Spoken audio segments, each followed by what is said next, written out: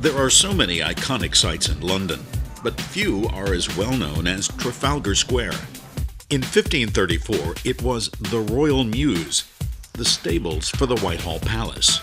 The palace was destroyed by fire in 1698, but the stables remained until 1822, when King George IV had the Mews moved to the backside of nearby Buckingham Palace. The king, known for his lavish spending, directed his architect, John Nash, to transform the area into a beautiful square. When the king died in 1830, Parliament pulled the plug on his spending.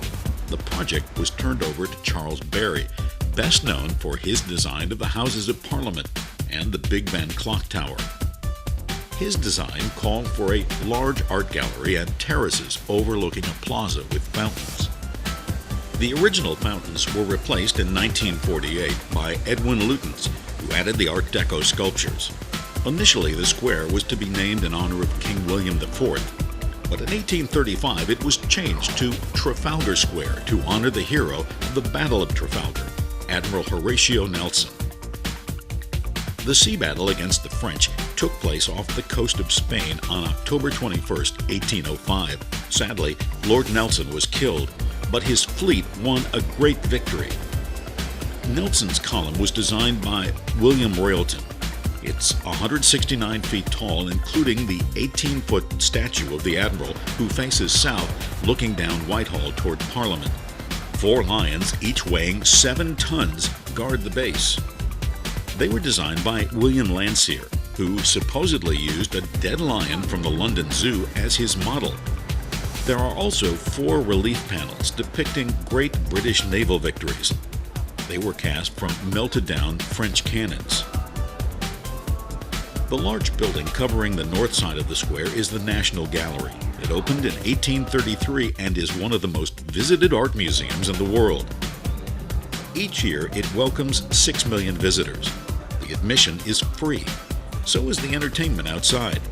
Buskers provide free entertainment throughout the day. There are 4 plinths in the square. A plinth is the foundation for a statue.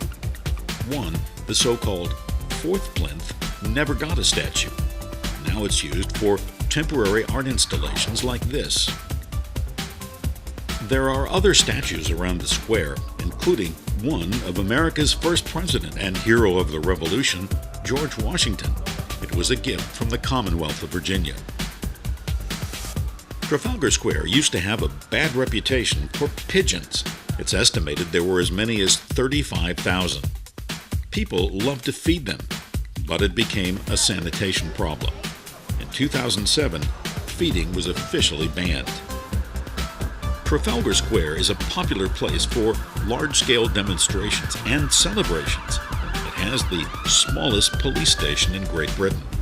It's no longer used, but at one time it was important to have an officer there who could call headquarters for backup in the event of trouble. On the northeast corner is St. Martin's in the Field.